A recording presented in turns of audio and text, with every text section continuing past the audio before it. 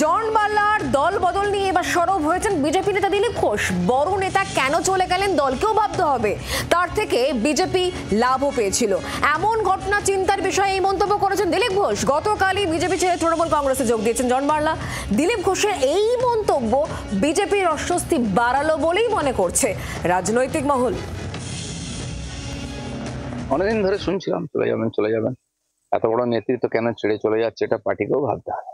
কারণ কি চিন্তার বিষয়, যে লোকটা এসেছিল তার ট্রেড ইউনিয়ন আছে, তাতে বিজেপি লাভও পেয়েছিল, তাকে আবার সম্মান দিয়েছি, মন্ত্রী করেছি, কিন্তু যে কোনো কারণে চলে গেছেন, তাতে রাজনৈতিক তো ক্ষতি হবে, তারও পিছনে লোক আছে এবং এই ধরনের ঘটনা ঘটাটা চিন্তার বিষয় আছে, পর্যালোচনা হবে সে নিশ্চয়।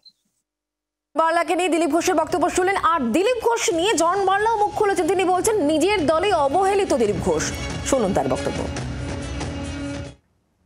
যেভাবে দিলীপ দা উঠছিল গ্রাসরুট থেকে, এখন যদি আমাকে সাইড করবে, দিলীপ দাকে সাইড করবে আর আমাদেরকে চালাইতে হবে।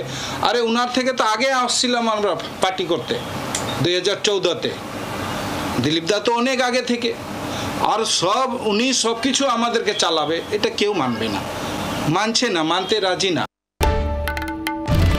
বাংলার আওয়াজ, বাঙালির আবেগ, জি 24 ঘন্টা।